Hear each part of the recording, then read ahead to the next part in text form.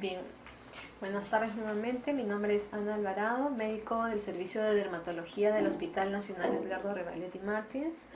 Y a continuación les voy a presentar el tema de enfermedades eritematodo-descamativas. En primer lugar, conviene abordar la enfermedad más conocida de este grupo, que es la psoriasis. La psoriasis pues es una enfermedad cutánea inflamatoria, es crónica, es autoinmunitaria y tiende a ser recidivante. Y es recidivante porque va a cursar con brotes que van a tener una intensidad variable uno del otro. Afecta por lo menos al 2% de la población y se describe en un 30% de los pacientes presencia de antecedentes familiares. Tiene una edad de aparición bimodal entre los 20 y 30 años, es decir, un debut temprano, sobre todo en aquellos que van a tener un familiar de primer grado afectado, y ello va de la mano con el hecho de que sea de un curso más severo. Y otro pico, que es el que vemos más comúnmente, que es entre los 50 y 60 años. En cuanto a género, no se ha visto diferencia entre uno y otro, y por lo menos el 90% de los pacientes con psoriasis van a presentar la psoriasis de tipo vulgar. Actualmente hay todo un debate y es una revolución realmente en cuanto a los hallazgos, el hecho de que pueda considerarse la psoriasis como un factor de riesgo cardiovascular. Se ha visto pues que estos pacientes generalmente presentan comorbilidades tipo hipertensión, tipo obesidad, por lo que se están estudiando cada vez más la relación entre la psoriasis y el síndrome metabólico. En cuanto a los mecanismos o la etiopatogenia de la psoriasis, vamos a tener muchas que explicar. Se habla de traumatismos externos, dado que en la psoriasis es una enfermedad en la que se produce el fenómeno de Kefner, ya explicado previamente. El tema de infecciones, sobre todo por estreptococos, para el caso principalmente de la psoriasis gutata, o por ejemplo la presencia de VIH, que muchas veces exacerba la psoriasis de algunos pacientes, la presencia de fármacos, los AINES, que pueden exacerbar la psoriasis, los betabloqueantes, que muchas veces utilizamos en la hipertensión arterial y que igual están exacerbando la psoriasis. El uso de corticoides, y conviene destacar que se refiere al uso de corticoides sistémicos, dado que al usar esto en los pacientes y al retirar su uso se produce generalmente un brote muy grave de psoriasis, por lo cual no están recomendados los corticoides sistémicos en esta enfermedad, más sí los corticoides tópicos, como veremos en la sección de tratamiento. En cuanto a factores psicógenos y clima, es sabido ya que el estrés es un factor que agrava cualquier enfermedad que tengamos. El tema de la exposición solar, que lo amplío un poco más acá, y es que generalmente la exposición solar es beneficiosa en estos pacientes. Recordemos que la fototerapia, que es el uso de luz ultravioleta, va a utilizarse como tratamiento en la psoriasis, pero hay que tener en cuenta también que hay una minoría de pacientes en la que la luz solar más bien es exacerbante de la psoriasis, y es que se presenta fotosensibilidad en por lo menos 5% de los pacientes. Y bueno, lo que debemos recordar también es pues, que en verano generalmente la mayoría de pacientes con psoriasis va a mejorar su enfermedad. En cuanto a factores metabólicos y endocrinos, la obesidad, recordar que muchas veces ya se sabe que va a potenciar el efecto inflamatorio de la psoriasis y viceversa. Y además que la obesidad generalmente va de la mano con mayores requerimientos de dosis de fármaco para manejar la enfermedad. Entonces, desde ya notar pues que la obesidad va muy mal en la psoriasis. El embarazo, muchas veces, algunas mejoran, es cierto, por lo menos el 40% de pacientes van a mejorar con el embarazo.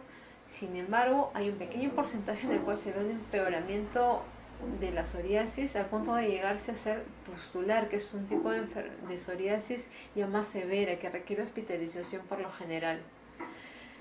En líneas generales se habla de una predisposición poligénica del paciente caracterizada por presencia de este gen el HLA-CW6 en el locus source 1, lo cual aunado a estos factores desencadenantes va a permitir la aparición de la enfermedad. Y dentro de las citoquinas envueltas tenemos al interferón alfa, a la interleuquina 1, a la interleuquina 23 y a la interleuquina 17, mediados sobre todo por linfocitos T helper 1 y T helper 17. Recordemos pues que estas citoquinas finalmente van a ser blancos terapéuticos de las terapias más actuales que tenemos para la psoriasis, que van a ser los fármacos biológicos. En cuanto a la clínica, la lesión elemental de la psoriasis va a ser una pápula o en su defecto placa, eritemato escamosa. Estas escamas van a ser escamas plateadas característicamente, pueden ser brillantes, de localización preferente en superficies de extensión y suelen localizarse simétricamente, y debajo de estas escamas va a verse una piel con eritema brillante y homogéneo. Las lesiones pueden ser de tamaño variable. Recuerden que hay psoriasis que generalmente tienen grandes placas. Y recordemos pues que las placas van a ser bien delimitadas y con bordes nítidos. En cuanto a la localización de lesiones, la mayor frecuencia de la localización se va a ver en los codos, seguido por la presencia de las rodillas y seguido de la presencia del cuero cabelludo. Más abajo tenemos a la región sacra, que son las zonas típicas en las cuales debemos ubicar las lesiones de psoriasis. Sobre todo si tenemos dudas, solamente hemos visto alguna lesión, podemos examinar o debemos examinar el resto del cuerpo, preferentemente en estas zonas, para comprobar pues que ahí también pueden existir lesiones de psoriasis y de alguna manera apoyar más el diagnóstico.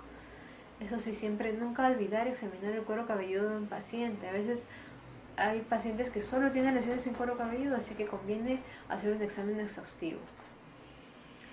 En cuanto al diagnóstico, si bien ya se había explicado, solo para recordar, se realiza el raspado metódico de Brock. Y es que la psoriasis, el diagnóstico generalmente es clínico, solamente se realiza biopsia cuando tenemos dudas. Este raspado metódico vamos a encontrar en primer lugar el signo de la mancha de cera por el desprendimiento de escamas iniciales que se produce. Seguidamente la membrana de Duncan-Buckley, que es una membrana epidérmica que al desprenderse va a permitir la apreciación de lo que conocemos como signo de Auschwitz, que es el punteo hemorrágico que se van a ver debido a la rotura de los vasos o de los capilares que van a encontrarse en las papilas dérmicas de pacientes con psoriasis, con estas lesiones típicas, las placas. Bueno, son muchas formas clínicas.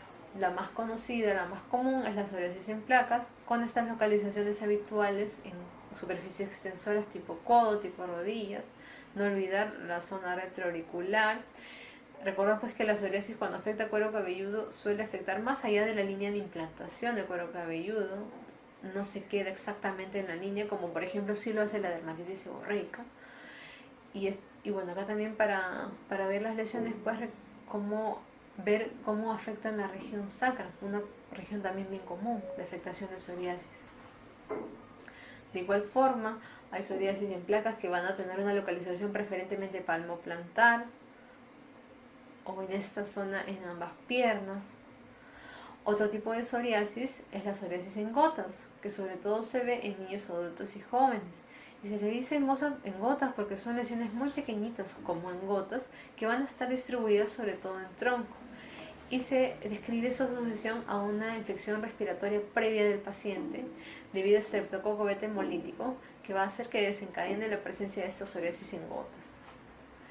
Otro tipo de psoriasis es la psoriasis inversa o psoriasis de los pliegues, en donde hay que tener especial cuidado para realizar un buen diagnóstico diferencial, como por ejemplo la cándida, ¿no?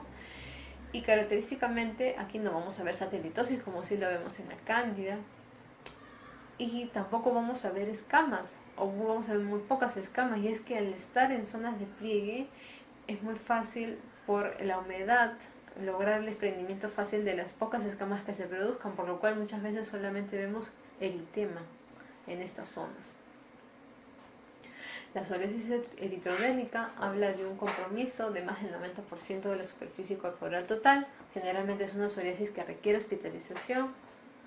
La psoriasis pustulosa localizada puede ser de tipo palmo-plantar, como la vemos en la primera foto, o puede ser lo que conocemos como la acrodermatitis continua de Jalopeu, que además de las lesiones pustulares va en dedos sobre todo, va a provocar la resorción del hueso distal de los dedos.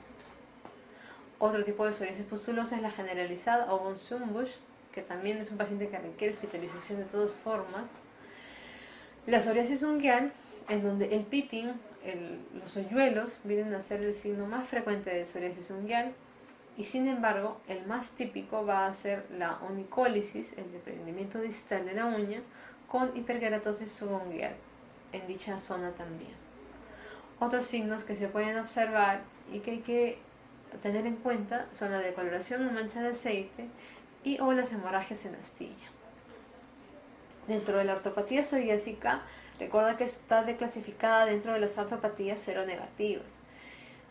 Pueden haber distintos patrones, por ejemplo la oligoartritis asimétrica, la poliartritis asimétrica o la mutilante, y clínicamente podemos ver pacientes con dedos en salchicha o dactilitis, dolor articular, rigidez matutina.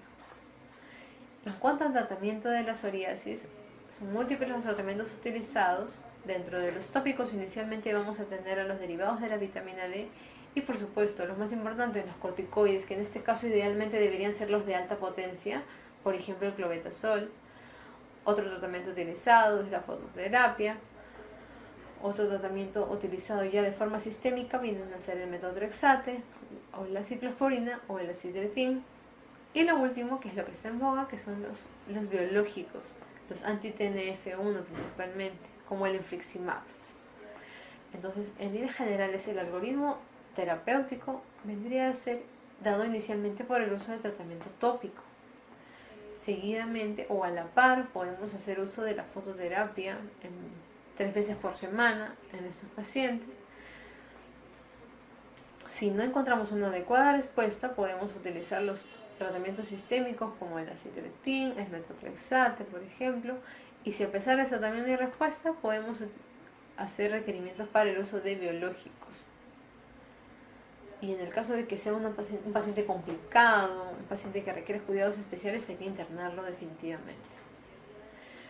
En cuanto al líquen plano, es una enfermedad inflamatoria idiopática que va a afectar a ambos sexos por igual, teniendo una mayor frecuencia entre los 30 y 60 años, y afecta tanto piel como mucosa, como uñas y como pelo. Tiene una duración variable y su prevalencia es relativamente baja. En cuanto a la patogenia, hay una infiltración de la unión dermoepidérmica por estos linfocitos T, lo que va a provocar la elevación de la epidermis con formación de pápulas. Y esta destrucción de la membrana basal y las células basales, y aunado al aumento de las células de Langerhans, va a dar finalmente la producción de esta patología. En cuanto a la etología, son múltiples las asociaciones que se describen. Solo para destacar algunas, recuerda que puede bien ser idiopático, puede ser secundaria a alguna infección, por ejemplo el virus de la hepatitis C es una de las más conocidas, o inclusive a fármacos o a otras enfermedades. En cuanto a la clínica, se caracteriza por las 5P. Vienen a ser pápulas planas, poligonales, pruriginosas, purpúricas o rojo-violáceas, que van a ubicarse sobre todo en cara flexora de muñecas y antebrazos. También se pueden ubicar en tobillos, en región lumbosacra y flancos. Y característicamente en las lesiones de piel vamos a ver lo que conocemos como las estrías de Whitcomb, y recordar pues que el líquen plano tiene un fenómeno isomórfico de Kef. Hay un 70% de pacientes con lesiones en mucosa oral y genital reticuladas blanquecinas, y sobre todo estas, las de mucosa oral, van a tener un riesgo a evolucionar al carcinoma epidermoide. Aquí las lesiones típicas del líquen plano en la muñeca del paciente. También puede haber un líquen plano de mucosas. Bien pueden observarse la forma blanca, que es asintomática, que se ve como un patrón en el lecho o en el canje. La forma erosiva, que es la roja, que es bilateral. Se dice que compromiso oral de líquen plano, por lo menos un 12.5% de los pacientes debe erradicarlo. En cuanto al líquen genital, se entienden ser lesiones muy dolorosas. El líquen de uñas se presenta en el 10 al 15% de los pacientes que tienen diagnóstico de líquen y se caracteriza principalmente por algo conocido como pterigium, que es el crecimiento distal del eponiquio con adherencia pues de este a la placa unguial proximal, como bien observamos en esta imagen. El líquen plano en pelo, o también llamado pilaris, van a presentarse pápulas foliculares queratóxicas con eritema perifolicular y tapones de queratina. Generalmente esta va a dar una alopecia cicatricial. El tratamiento viene a ser con corticoides tópicos o intralesionales, antihistamínicos, ciclosporina A, mofetil micofenolato, por ejemplo, también se pueden utilizar. La pituriasis rosada de Gilbert, que es una dermatosis aguda autolimitada, típica de jóvenes, tiene un origen desconocido, sin embargo se ha descrito su probable asociación al virus herpes simple 7. La lesión inicial es conocida como el medallón heráldico y va a estar constituido por una placa de aproximadamente 3 a 5 centímetros de diámetro que va a ser eritematosa y que va a tener un collarete descamativo central, preferentemente la ubicación es en tronco. Una semana después de esta primera aparición del medallón heráldico, estas lesiones van a presentarse de similar forma en el resto del cuerpo, pero ya en versión más pequeña, sobre todo en tronco y en raíz de miembros, disponiéndose o distribuyéndose de tal manera que hacen simular un árbol de Navidad. Esto finalmente puede durar 1 o 2 meses y solo remitir. Sin embargo, conviene hacer el diagnóstico diferencial sí o sí con la sífilis por su similitud. Y el manejo pues va a ser sintomático, dado que se autolimita. Puede hacerse uso de esteroides tópicos y antihistamínicos orales, los cuales no se recomiendan. Y la duración de la enfermedad puede disminuir con el uso de eritromicina. En cuanto a la dermatitis seborreica, es una enfermedad también de curso prolongado y recurrente que afecta principalmente a varones y que presenta 2 grupos, sobre todo en la infancia, entre los 2 primeras semanas de vida y los 3 primeros meses de edad, y en el adulto entre los 40 y 60 meses. Lo que sí recordar pues que en pacientes con VIH es muy frecuente, es prácticamente la principal patología no infecciosa en piel. Su mecanismo se debe a un aumento de la secreción de las glándulas sebáceas por desarrollo de microorganismos con una respuesta inflamatoria final. Los brotes de dermatitis seborreica van a estar asociados con tensión, con fatiga, con estados de depresión, frío y ambientes secos, y las asociaciones se presentan en pacientes con Parkinson o VIH, en que van a presentar mayor incidencia de dermatitis seborreica. Clínicamente van a ser pápulas o bien placas eritemato-descamativas con una descamación, valga la redundancia, tipo grasosa, untuosa, que van a estar bien delimitadas en áreas sebáceas. En cuanto a la cara, lesiones como la blefaritis o el surco nasogeniano, el cuero cabelludo en este caso se va a presentar como forma de leve, como caspa como tal, la forma moderada y una forma más severa, la falsa tiña amiantácea, que debido al sebo se van a formar como que grandes plaquitas en el cuero cabelludo, haciendo parecer inclusive que estuvieron frente a una micosis. Puede haber prurito, nadie dice que no puede haber, y en los VIH hay que tener cuidado con la extensión, con la intensidad de las lesiones. Otra lesión característica del cuero cabelludo que vamos a ver en un momento es la costra láctea, que es la presencia de pápulas escamosas que van a ser también grasosas al tacto, que pueden ser un color grisáceo y que se van a localizar en cuero cabelludo, siendo el cuero cabelludo el lugar más frecuente de dermatitis seborreica infantil. En cuanto a tratamiento, conviene hacer un tratamiento tópico primario con antimicóticos para eliminar la malestesia, con esteroides de baja potencia para eliminar la inflamación y con queratolíticos para eliminar las costras. La eritrodermia viene a definirse como el eritema y descamación mayor del 90% de la superficie cutánea. Dentro de la etiología vamos a tener que principalmente es debido a una exacerbación de una dermatosis preexistente, por ejemplo la psoriasis o los linfomas cutáneos.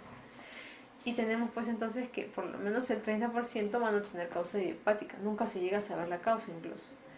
En cuanto a los síntomas sistémicos, están la fiebre, la taquicardia, las adenopatías, la hipoquirodermia.